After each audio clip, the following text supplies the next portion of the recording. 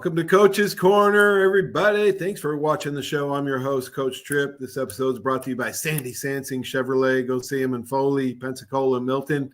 Yeah, that's right. We got a special guest this Saturday. One of my coaches and a good friend, Coach Erv Chambliss. Coach, man, it's great to have you on the show. Great to be here, Paul. Oh my gosh. It's been quite a while. We did a reunion show on the radio a few years ago up at the camp.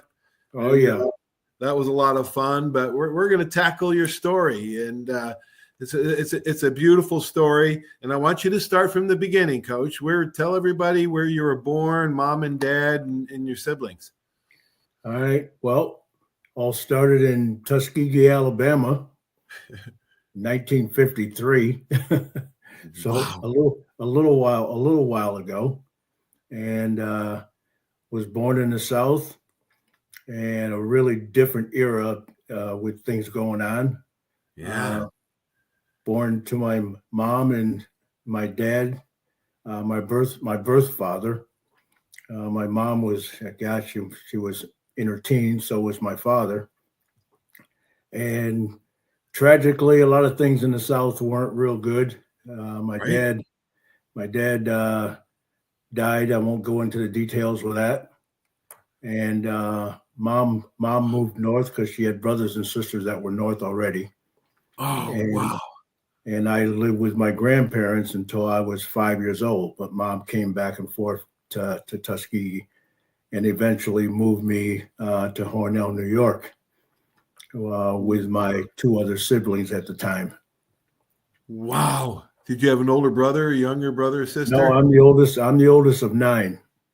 Whoa, holy macaroni, spaghetti, and pasta fazool, Coach. What? I didn't know that. Well, I'm the oldest of 9 and moved north during the migration when a lot of the minorities and blacks in the South moved north, and most of my extended family moved north. So that's why my mom was eventually in Hornell, New York. Where'd you go to high school? I grew up in Hornell, New York. I started school in Hornell, New York, at the age of 6, because in the South you didn't start school till you were 6 years old. So I started in Hornell, New York. Graduated from Hornell High School in 1972, and then proceeded on to my college career at University of Rochester. Holy cow, Coach! What a story. Talk about your high school team and your coach and how you got your love of lacrosse and football. Well, didn't play lacrosse in high school. In Hornell, New York, we were in 1957, 58, 59. That was the farm team of the Brooklyn Dodgers.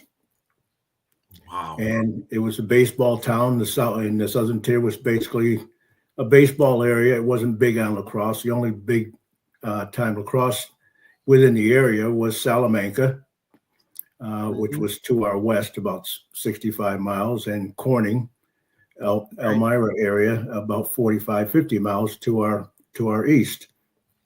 And then you headed up into the Finger Lakes, where a lot of the lacrosse became really, really big time. The reason I got attached to lacrosse is because a lot of the 2 and 3 sport athletes in Corning and in that area, I got to know very well, but by going to summer camps. And I played track. A lot of my best friends played baseball, but I ended up in track because we were so competitive in baseball.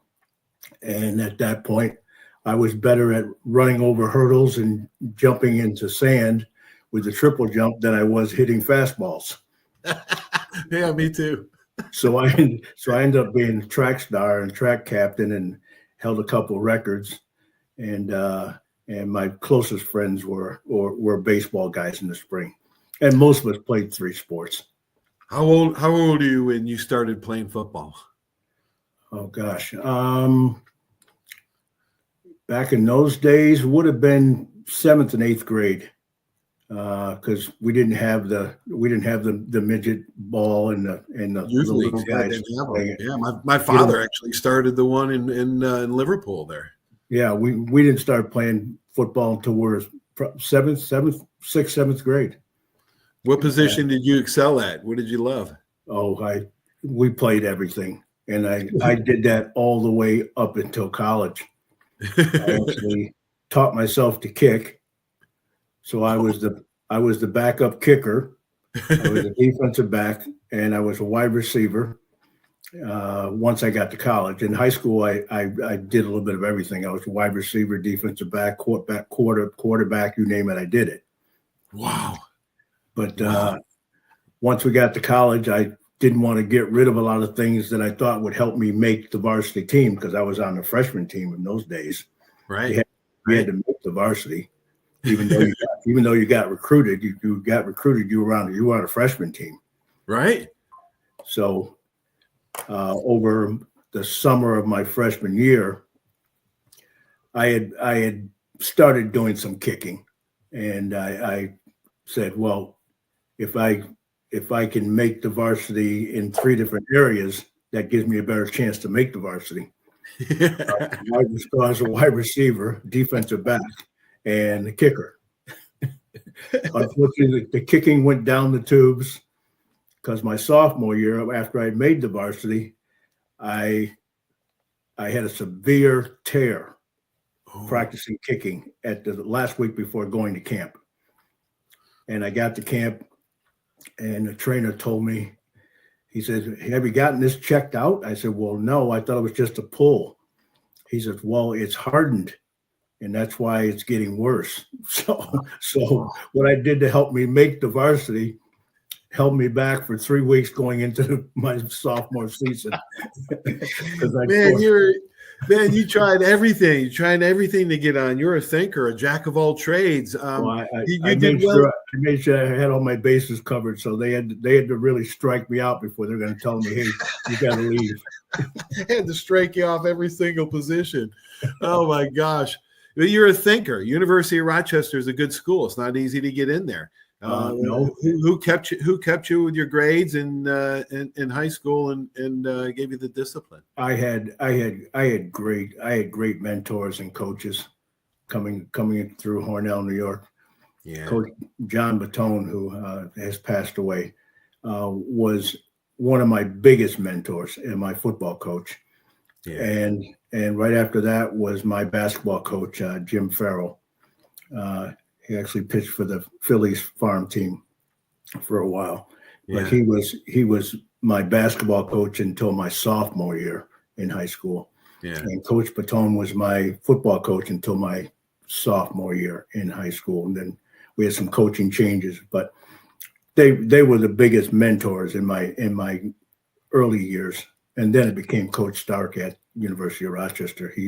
He was attached to almost everything I did, all the way through getting to coach you. Tell us about that. Tell us about Coach Stark and how you got your love and wanted to be into coaching. Coach Stark, he will tell you, and he's passed away at this point now, 4 years now. Mm. Coach Stark was an All-American at Syracuse. Wow. Was a 3-sport athlete in the Syracuse School District. Wow. Had the all-time scoring record in basketball in the Syracuse School District. Went to Syracuse, played football there, was a quarterback his junior and senior year, and eventually got a look at by the pros, but nothing worked out. So he ended up going back to Syracuse and coaching in 1959, where he coached Jim Brown's last senior year. Oh my gosh, Coach. That's how he got into coaching, and eventually ended up at Harvard and then University of Rochester. So he was my mentor all through my years. And reason I got to coach you is because a third of our football team, because he was a Syracuse guy in and out, a lot of my teammates were Syracuse guys, and my roommate was actually a Liverpool guy. Wow. Holy so that's how I ended up. That's how I ended up in Syracuse, because almost everybody that was close friends to me, that meant a lot to me, were Syracuse guys and Central New York guys. All right, let's start talking about that. 1977, you arrive in Liverpool, and you stay there for a couple of years. But my brother Phil said to say hi to you, man. He always thought highly of you, man, and all my family did. My dad, mom, we all thought highly of you, Coach. We all loved you, and man, what was it like when you got there? And was that your first assistant coaching job? Because to have an assistant coaching job for George O'Leary, especially your first one, can't be easy and can't be. Tell us about it. I had enough distance between them because I was across the parking lot in the middle school. You know what I'm talking about. Yeah. And I coached the sub guys first. So I was coaching the freshmen, then the JVs before I got the chance to coach you junior, senior year. Oh, so I had enough distance. I had enough distance between me and him that basically he let us on the sub level, gave us the playbook, said, here it is, go do it. And just make sure these guys learn and they do it. And we did it well. I mean, my overall record at Liverpool and counting the JVs was 23-0-2. So I didn't coach you that year. We lost the one game. Yeah. Holy cow, Erv. That's great, man. What a beautiful story that is. So I had a better record than George. Yeah, you did. Yeah, you did. Oswego beat us twice, and then we had to get a little revenge. I got lucky. That's the only interception. I had like 7 or 8 that year, but it's the only one I remember. And right before halftime, you were there. You remember. We really wanted revenge on them, and we went undefeated that year. But right before halftime, I knew they were going to throw outcuts to save the clock, right? So I just jumped an outcut, took it back. And I remember it. Oh, my gosh. You're saying it, and I remember it like it was yesterday. Oh, my God. You probably got a better memory than me, Coach. I've had too many concussions, man. 35 years ago, right? And I still remember it. Coach, we scored like that year. We scored like 360 points and gave up 33. Only 33 points all year we gave up, Coach. We scored getting off the bus. and George always made sure that everybody knew they weren't going to score getting off the bus. No matter where they played them at home or played them on our field, they weren't scoring. And that's why he was so reluctant to put the young guys in at the end of games unless we were up by 40. He did. We were up by 40, and I do remember coming out of the middle of the third quarter. Because he didn't want anybody to score, no matter how they scored. We had 3 shutouts the first 3 weeks, and we go to FM, and they line up for a field goal, and they bad snap it, and the guy runs around back there, and everybody's chasing him. Everybody leaves their man, and he throws it to my guy in the end zone. There's 3 wide open guys, and he throws it to my guy. Well, I was the captain, the leader. First points of the year, I gave up, right? Oh my gosh, I was so mad at myself and mad at that guy for catching that. I think the next possession, I hit him on the sidelines. O'Leary said, "You just got kicked out of the game." You just I do remember that, but I didn't blame you. Then I felt worse because we almost lost. But man, those guys. We had how many D1s did Henniger and Liverpool have on that team, Coach? 15. My gosh. 15. Almost all the starters. God, it was crazy. It was. Have you seen anything like it up there since? Well, later on, because football just became so competitive up there in Central New York. It was one of the. I still recruited the hell out of it because I was coaching lacrosse and it was a big lacrosse area. So I was grabbing anybody that even thought they could play football and lacrosse. And we had every place I went where I coached both sports, we had tremendous athletes out of Central New York. I recruited 35 of the 50 states. Wow. Let's talk about your coaching career. You go back to your alma mater, University of Rochester, 1983. You stayed 6 years there, playing experience, great memories of your teammates, and talk about your first. Was that your? Let's see. You left Williams. You went to Williams in 1980 through 83 for 4 years, and then went back to U of R. Well, Coach Stark had a hand on that because I was at Williams College after leaving UAlbany. Mm-hmm. I never planned on not coming back to Liverpool. I went to UAlbany to get my master's because I had to get my number of credits over a 5-year period, or you lose your teaching certificate. Right. So because I was coaching multiple sports, I took some courses up at Oswego 1 year with Coach Osinski. And after that, I said, I'm coaching 3 sports. I'm not spending all summer in school. They said, you can go take a sabbatical after the 4th year, get your master's in a year, and come back. So that was my plan. Went to Albany, coached football and lacrosse there.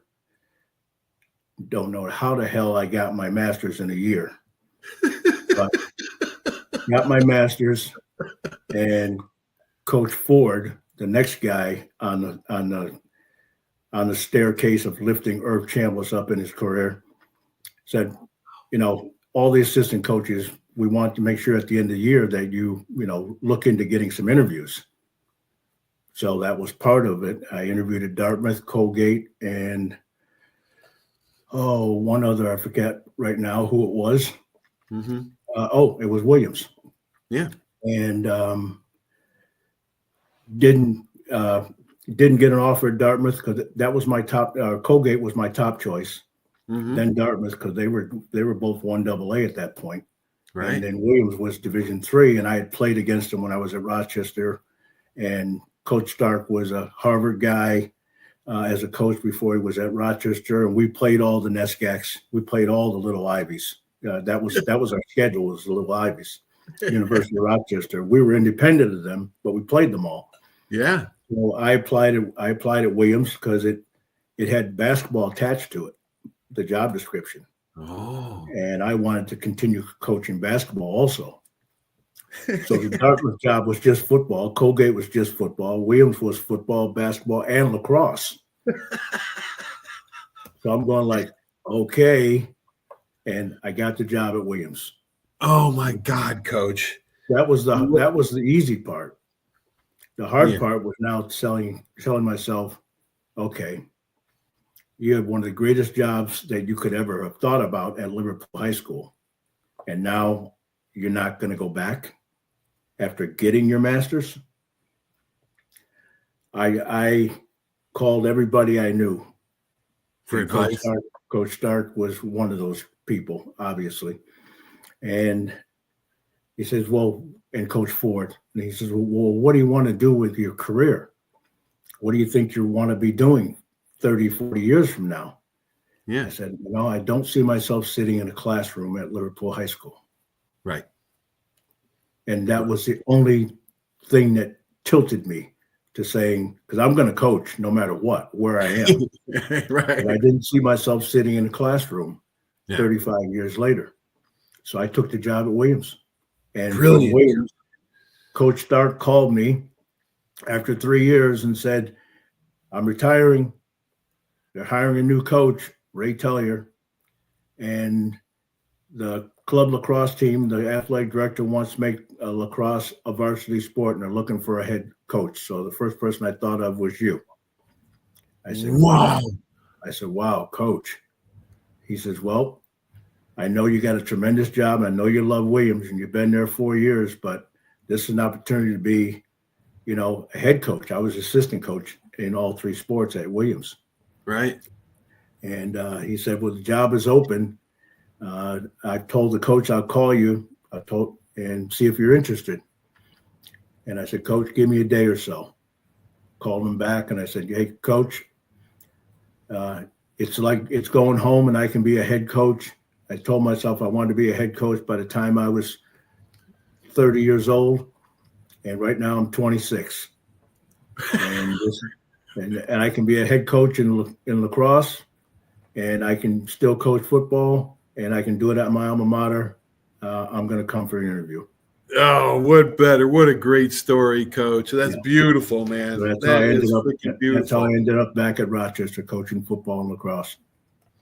Yep. We brought a few Liverpool guys, my good buddies, Tom Comer and Paul Goulet, played at the University of Rochester. Yeah. And, great players, good teams there. All right. So you're at your alma mater, you got your dream job, you're coaching, gosh, all three sports. What was your, I know basketball might not have been your favorite, but you're a coach at heart. If you had to pick between lacrosse and football, which one? You can stop right there because basketball was the driving force in everything. And it was hard leaving Williams because I wasn't going to be able to coach basketball. Oh. And so you loved all three. Yeah, basketball. I love coaching basketball. Wow, man. And the job was head lacrosse, assistant football. Basketball was not involved. And that's why it was such a hard decision. Right. But after I went and interviewed, again, you got to make decisions. Right. And decision at that point was I can come home and coach at my alma mater. Yeah, I'm leaving a beautiful place, Williams College. I met my wife there. Oh, wow. But I took the job at Rochester and coached only football and lacrosse there, no basketball. But even though I was in the gym more times than the basketball players were at practice, watching and talking to the coach about what he should do next game. Oh my gosh. I love basketball too, man. I just loved it. Played against Coach Jones many times, our PE coach. Yes. Oh gosh, I bet you guys played against each other a lot. But that's what got me to Rochester. And then all of a sudden, we were a playoff team for 2 years. Coach set records, a Hall of Fame team at Rochester. Set records for interception as a defensive back coach. And went to the playoffs 2 years in a row. Finally beat Ithaca, who was the king of Central New York. Wow. And Ray Tellier got the job at Columbia. So that's how you got to Columbia. Yep. And that was a long decision. I actually made him wait until after the lacrosse season before I made my decision.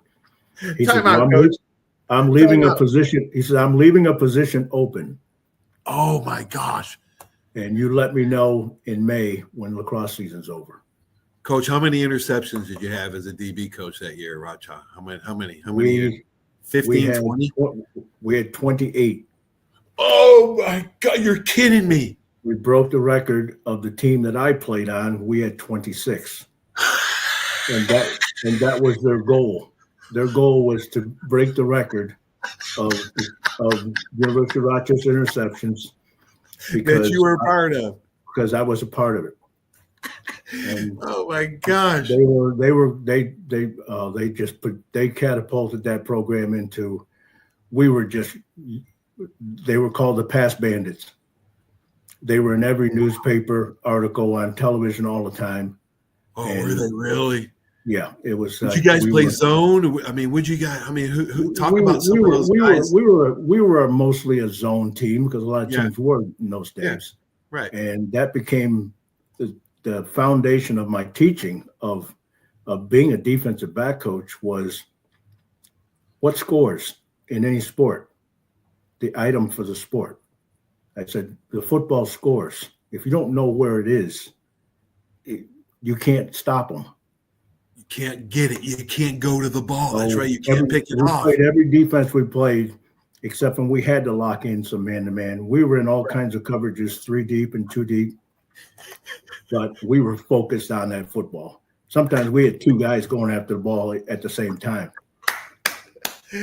Coach, my little high school team averaged 15 to 20 picks every year too, man. It's unheard of now, man. That's what a blast it is. Oh yeah. Talk about some of your DBs that had probably some of them had 7, 8, 10 interceptions that year. We at Rochester, Rob Crudy from Strongsville, from Strongsville in Ohio.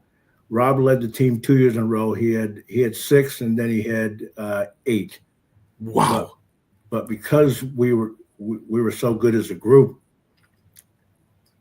the team that I played for, Ralph Gebhardt, who also was a legend at Rochester, he's in the Hall of Fame at Rochester as a player. Yeah. Ralph was my teammate. He set the school record, which still stands. He had 13 interceptions, 3 returned for touchdowns. And that was the year we intercepted 26. Oh, that still stands. Yeah, that won't be broken. And that was a record that our guys wanted to break, the 26 interceptions, and we got 28. But Coach, you know what that reminds me of? I read a book, Coach Saban's book, 4th and Goal Every Day. And in that book, Phil Savage points out that Saban values DB's characteristic of going and high pointing the ball more than any other characteristic. Yeah. You have to work on it. Yeah, I used to do it every day for like dozens and dozens of times playing the long ball, high ball. Oh, yeah. Our guys would get so ticked off when they'd hear someone say, "Oh, that's why you play defensive back, because you can't catch." I said, "Oh, yeah. I said, we catch the ball in the opposite direction. We're running into it. You're running away from it." Yeah, we don't know. Yeah, it's coming to us faster than it's coming to you. So we got to have better hands than you do, wide receivers. And we don't know where it's going. You do. We have to figure out where it's going. That's right. Get there before you do. Exactly. It's so hard. Defensive back is the hardest position on the field. It's crazy. Coach, wouldn't you agree? I mean, you're kind of biased, and we are, but it's the hardest. Like I said, I've coached almost every position, from quarterback to defensive line to defensive backs, and unbelievable. You have coached every. See, I haven't. I'm not good enough. I was never good enough to coach. Well, yeah, position. my first year at Williams, the assistant head coach was the defensive back coach, Dick Farley. Dick Farley's in the Division III Hall of Fame. He had 5 years undefeated at Williams, and he was a defensive back coach. There's no way in hell I was coaching defensive back at Williams College. I was coaching D line. Wow. For 2 years, and then I moved to coaching the quarterback, because I had coached at Albany and I had coached at Liverpool. Oh yeah, quarterbacks. Yeah, but I coached D line. I coached D line the first 2 years, and boy did we have a ball. We were nasty. Pendock would have loved playing for me on the D line. Every Wednesday night we talk about Pendock and Blaze. We talk about that George or the D line or something. Oh my gosh, Coach. So Ivy League. So you go in the Ivy League. Those kids are super smart. They're smarter than I am. You had to know you had to know your stuff. They'd call you out on it, but you also. I mean, even though they were smart, I would. Coach, I know a lot of coaches don't take like suggestions from players, but I would listen to my smart players, and if something they made sense, I would run it. Did that ever happen with your guys? Did they ever come to you and say, "Coach, if we can play this coverage here"? I mean, talk about the dynamic of coaching these brilliant kids. Dynamic. Well, you got to go to Williams also. The kids were brilliant kids. They were brilliant, and what you had to do at a place like Williams and the small Ivies and the Ivies, and in my particular case, my job was to convince them that in order for them to be the best player they're going to be, they got to do the things I tell them to do. Yeah. Yes. And eventually, by the time they were juniors and seniors, they could write the playbook.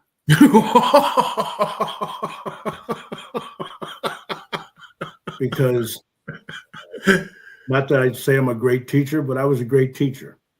But at the same time, when I said they could write the playbook, they virtually had to in our meetings, because I made it that tough. Yeah, you kept a high standard. You used like a professional game plan in college. Yes, and they had to follow it, and we tested. We tested mentally and physically all the time. And because if you wanted to be on the top, we had goals.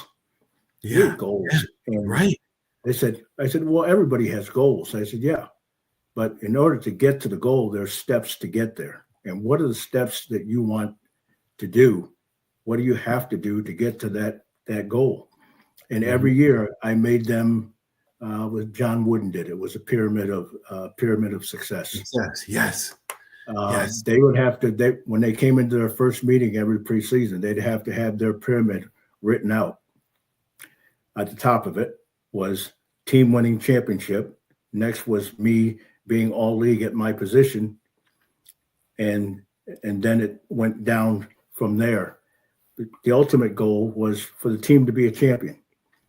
The self-actualization phase, yeah. The ultimate goal for the player was to be the best player he could to contribute to that.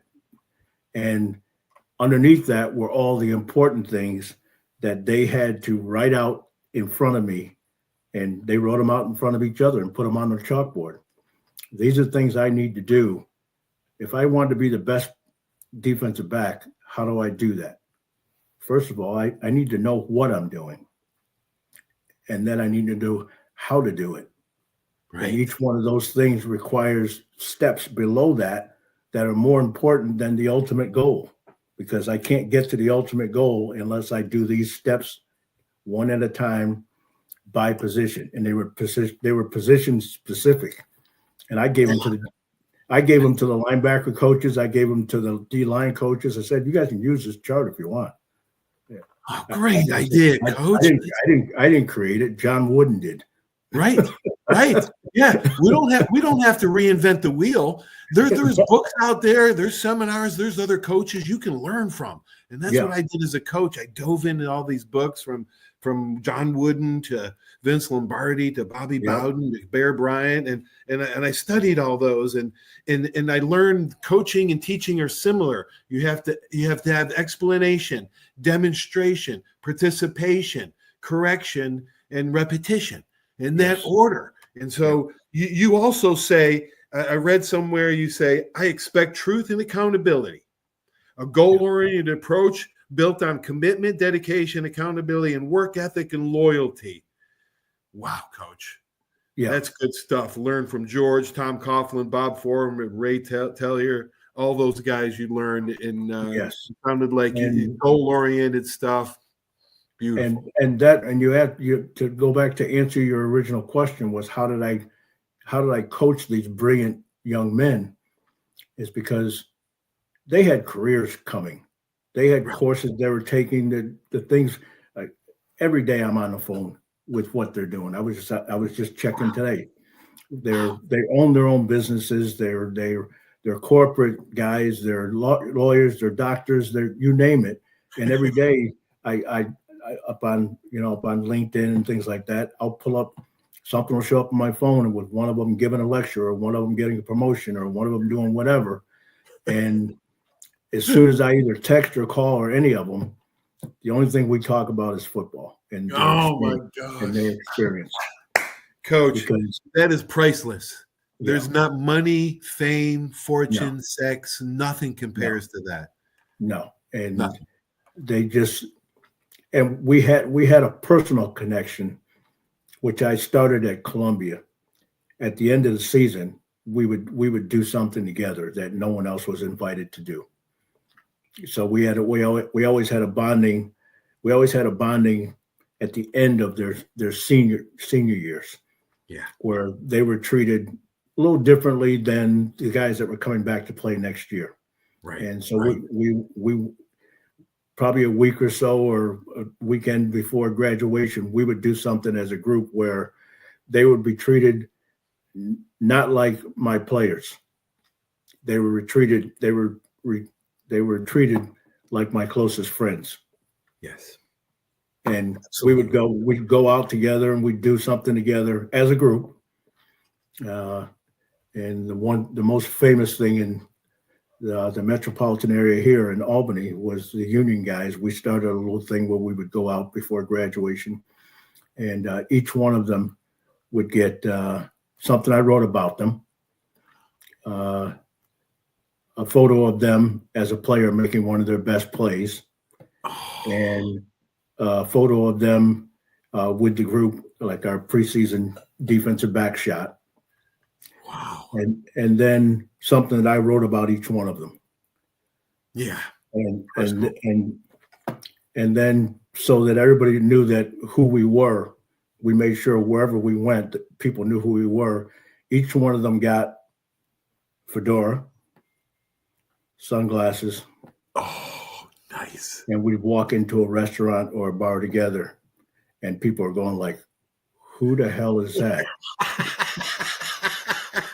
So when I see them now in their high profiled careers, Right. Undoubtedly, they'll say, hey, Coach, I got the picture on the wall. I'll show it to you. We'd always have a photograph of all of us, no matter where we went, because somebody would want a photograph of us, and we'd get it sent to us. And Coach, that's being transformational. That was our bonding. That was our bonding. That's your bonding. No, Coach, that's more than it's more than bonding, Coach. It's called transformational coaching. And I learned that in a book, Inside Out Coaching, by Joe Ehrman, a Syracuse guy. That's right. Okay. Yeah, great book. Changed my coaching, to a transformational coach versus a transactional coach. Gotcha. A transformational coach is other-centered. Transactional coach, what can you do for me? Right. It means more to you to see achievement from your players as opposed to your accolades. I heard you say. That's what a true coach is. I did a little thing for my seniors. I had a special class. I would keep the newspaper articles during the week, and every week, starting in preseason, I would make a note just once or twice a week. I would write notes about what happened that week. I put it in a scrapbook, gave it to them at the end of the year banquet. Oh my God, Coach, to see the response from those kids. Definitely. All it. Whew.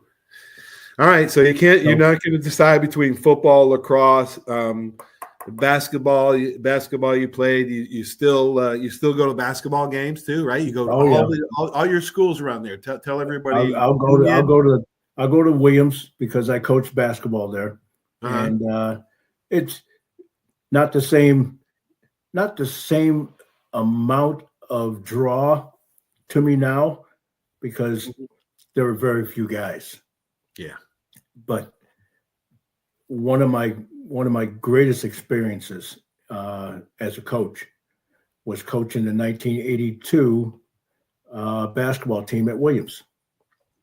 Do you know what was going on in the sports world in 1982? No, I was caught up in Coach Bryant's last year. Olympic boycott. The Olympic boycott. That's right. We took the Williams basketball team to Cuba to play their B team because Cuba, they weren't traveling and they were having a tough time because they weren't sure they were going to boycott because it really wasn't up to them. It was kind of up to the Soviet Union as to how much leeway they're going to have to be an independent and go and participate in the Olympics, but the Soviet Union was not going to. Right. So the basketball coach at Williams at the time and the athletic director and the athletic director's wife were very, very outgoing in the religious field and political field. And they were doing a lot of work in the Caribbean and in South America. Mm-hmm. So they figured out a way to get us, the basketball team, to Cuba for 2 weeks over the holiday season to play basketball and practice with Cuba's B team. Wow. And we were there for 2 weeks. What an experience. An unbelievable experience. And not just the basketball, just the experience of being in that country. It was like time had stood still from 1959 when Castro took it over. Wow. What kind of effect did that have on the players? What were they saying? They didn't say much. We practiced together. We played 4 games that we had officiated and played like a game other than just practicing. Mm-hmm. And each game got more, they kicked our butt. We were Division III. And we were Right. playing these guys who are 26, 28 years old. That were all just trying to make their mark so they could be on the varsity team and represent their country in Right. the Olympics. And we practiced hard, and we for a couple of days, and then we'd play a game. We practiced hard, and then we'd play a game. Well, we were off for 2 weeks, so we were in Cuba for 2 weeks, and we played each other 3 times, and each time we got a little closer because we're talking about American basketball. This was foreign basketball. They were pretty good at sport, but nothing like things we see now. Right. Basketball. So we could compete with, it'd be like Division III Williams going and playing a Division Syracuse in basketball. Right. Well, yeah, the varsity guys are going to play a couple minutes, and they're putting the JVs in to play. Well, it was kind of like that. We were playing their JVs, and we were pretty close to their JVs until we got so close that we almost beat them. They beat us at in the last minute of the 3rd game. So we're playing in the big arena the weekend that we're getting ready to leave, and huge crowd. We can't figure out what's going on. We've been here for 10 days, and the crowd was never this big. Fidel's in the arena. Holy cow. Holy mackerel. So you couldn't lose that game. A couple of guys that are playing, we're like looking at them, we're going like, we haven't seen these guys before. So a couple of the A-team guys were on the squad. Oh, I see. Just to make sure this game wasn't going to be close because the boss was sitting in the arena. Oh my gosh. Holy cow. And that was 1982. Let me connect the dot for you because you'll love this one. After the game that weekend, Penn State's playing Miami for the national championship in the Rose Bowl. And you can get a signal from Cuba with television signal, but you have to be up pretty high on a building. So the hotel we were in had a rooftop restaurant. So this is 1982. We're having dinner. We're on the rooftop, and we're getting the signal of the Penn State Miami game. And Penn State upsets Miami. Fast forward, Greg Gattuso, who I coached with at UAlbany just recently, he was on that team for Penn State. Ooh. And Greg left a year ago to go back to Penn State as a defensive consultant. He's coaching, but he's not on the field coaching. Right. And he went back to Penn State because he played for them for that national championship team. And Roger Goodell's younger brother, Jeff Goodell, played on that basketball team that I coached. Oh, wow. And we stayed at the Goodell's home before we left for Cuba on that trip during that winter. Oh, wow. You coach Roger Goodell's little brother. Yeah, Jeff. Oh, my gosh. Oh, full circle, coach. Yeah. It comes around. Holy mackerel. So that's my basketball story. And that was the end of my basketball career. It was Williams. That was it. Jim Brown, Syracuse, great lacrosse player. People don't know. Oh, gosh, people don't realize he was an amazing athlete. Him and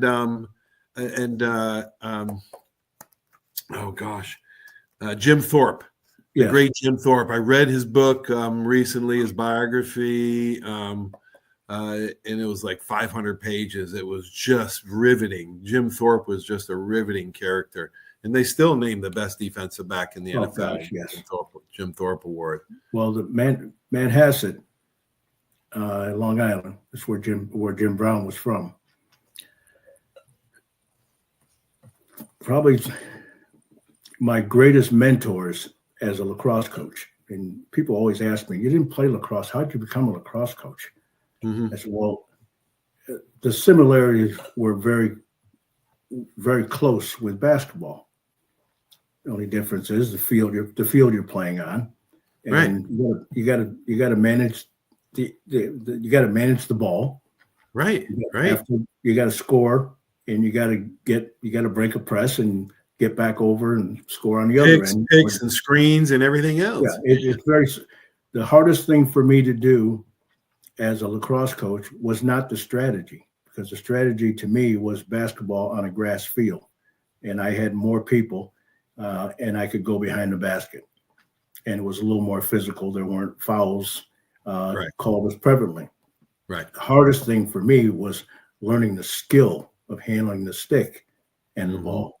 Right. And back to my days growing up with the guys from Corning that I hung out with at basketball camp and football camps, they were all Americans at Hobart and Syracuse and schools in Maryland, and they became close friends of mine. They became head coaches at all the major schools in the Northeast and in Maryland. And I just loved being around those guys. Every summer I went to camp at Hobart because the Hobart coaches knew that I was starting a program at Rochester, and I needed to get around and see players and be a recruiter. Right. And I went to Hobart every year that I was at Rochester. I was one of the coaches on the staff for summer camp. Wow. And we go back to Jim Brown in Manhasset. I coached with Renzi Lamb at Williams, Manhasset, Hall of Fame lacrosse coach. Wow. I got mentored in recruiting and got some of his drop-offs from Cornell with all of a sudden I'm forgetting All-American coach. He just passed away. Cornell. But you got some of the guys Richie Moran. Wow. Coach Moran, also Manhasset. Jerry Smith. Hall of Famer, coached at Hobart, went to Princeton, and became a legendary coach at Princeton, Manhasset. Wow. And Syracuse has a great tradition, right? From the Native Americans there. And then you talk about the Native Americans with Lafayette and the Central New York crew. Lafayette. There were so many connections and players. I don't want to start naming names because I'll forget too many of them. Right. Terry Corcoran, Joe Corcoran, and Mike Masser from West Genesee. Terry Corcoran and Joe Corcoran from Corning East, and Mike Masser were the only two high school coaches in the National Lacrosse Hall of Fame. And Terry Corcoran was one of my best friends that I did not go to high school with. And he was an All-American 3 years in a row and won 4 national championships at Hobart. Wow. I used to love going and hanging out with him in the summer, and we just. I don't know if you ran into the Simmons, right? Roy Simmons and his son. Yes.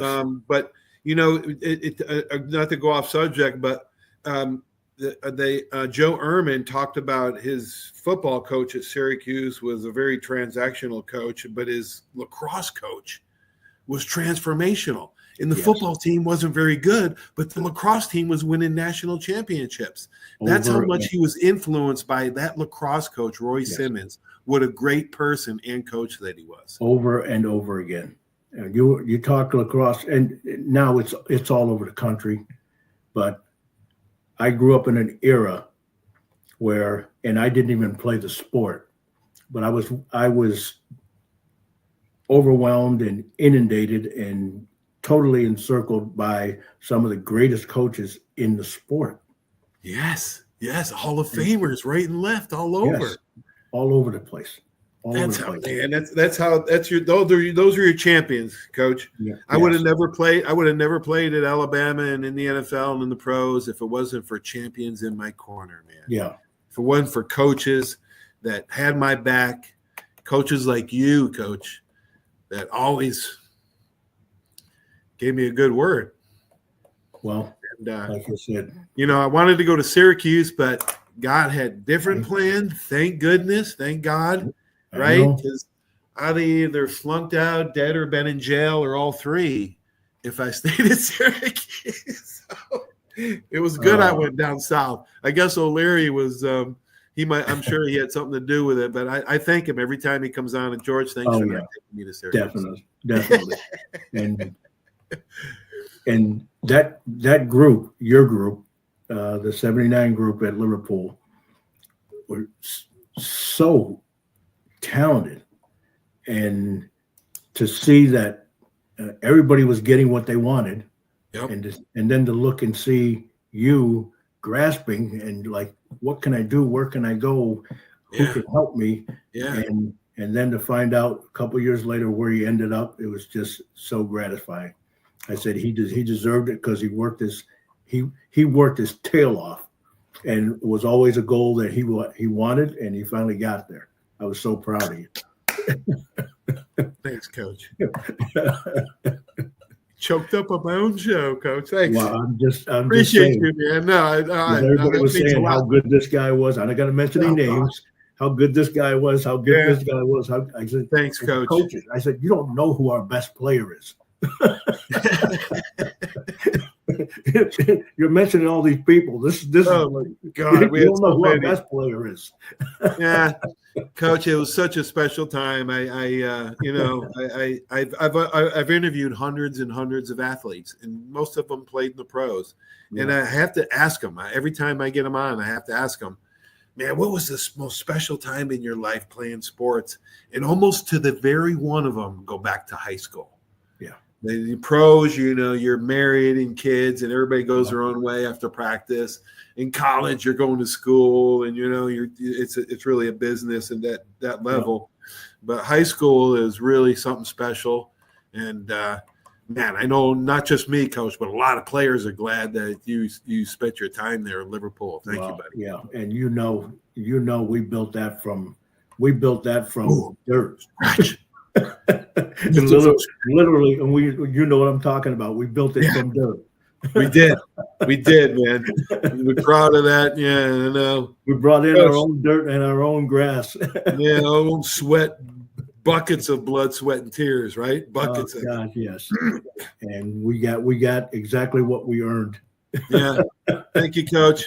Thank you for spending time and telling everybody your story, man. I'm so glad you did. So it's so good. It's so good to talk about it because nowadays that's what I do.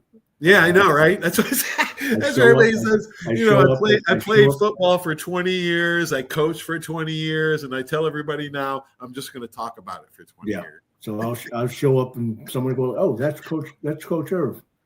What are you doing here?" I said, "I'm watching a game." In which game? Pick a sport. Pick a school. Coach, God bless you, man. I love you, man. I love you too, Paulie. Okay, buddy. Have a great one. We'll talk soon. Great talking to you, and thanks, buddy. Keep spreading the word. Godspeed. Thank you, buddy. Bye-bye. Love you. Coach Erv Chambliss. What a special dude he is. Yeah, man, we were lucky. We had a lot of good coaches. High school, just filled with them. I want to thanks for watching the show. Sorry I got choked up, but hey, it just means you care. That's all. Stay tuned for these messages. Without these great sponsors, this won't be possible. So long, everybody. When it comes to buying your next car, truck, or SUV, you need a team that puts you first. Here at the Sandy Sansing dealerships, we're proud to serve Pensacola and the Gulf Coast with the best selection, trusted service, and deals that work for your family. Just like great coaches build great teams, Sandy Sansing builds lasting relationships with every customer who walks through our doors. Because when it comes to finding your next vehicle, there's only one name to remember. Sandy Sansing can. That's you trying to fix the plumbing yourself to save a few bucks. Doing things yourself doesn't always end well. The same goes for insurance. That's why Auto Owners works with local independent agents who tailor coverage to meet your needs and offer discounts for life, home, car, and business insurance. Because sometimes you need a professional to get the job done right. That's simple human sense. When it comes to buggies and golf carts, nobody does it like Buggy Works. Hi, I'm JP Wibbs. We've got the largest selection of golf carts on the Gulf Coast. We have a brand new 10,000 square foot state-of-the-art service center and showroom to keep you rolling. We're right here in the heart of Car City at 5831 Pensacola Boulevard.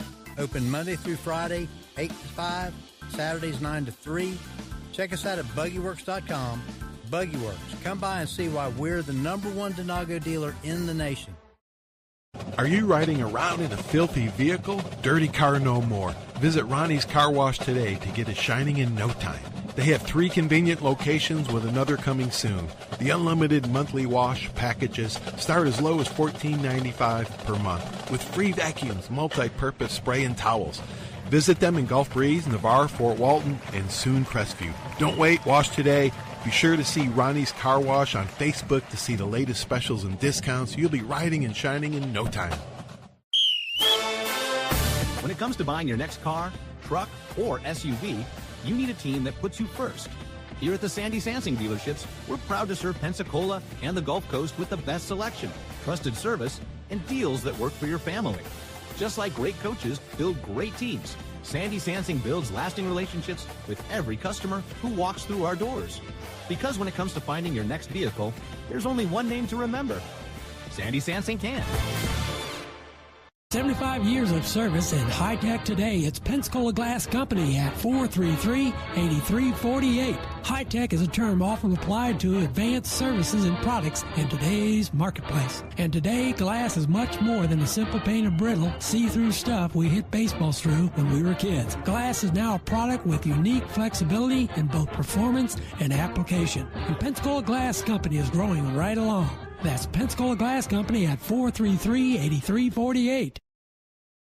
There's a reason why Hill Kelly in Pensacola is the #1 selling Chrysler Dodge Jeep Ram dealer between Jacksonville and New Orleans. While other dealers have taken advantage of a competitive market with higher prices, Hill Kelly has discounted prices to the lowest of the year. And Hill Kelly in Pensacola won't surprise you with excessive charges beyond the selling price. Come see why people from Milton, Pace, Foley, Bay Minette, Daphne, Gulf Shores, Mobile, and beyond are driving to Hill Kelly in Pensacola to buy their next new Chrysler, Dodge, Jeep, or Ram. At Hill Kelly, the bottom line price and your satisfaction are what really matter. So before you sign, check the bottom line and make the trip to Hill Kelly in Pensacola to see what true local ownership can do for you. At Hill Kelly Chrysler, Dodge, Jeep, Ram, Highway 29 in Car City, Pensacola. Or shop online 24/7 at hillkellydodge.com. When it comes to bottom line pricing, nobody beats a Hill Kelly deal. Nobody.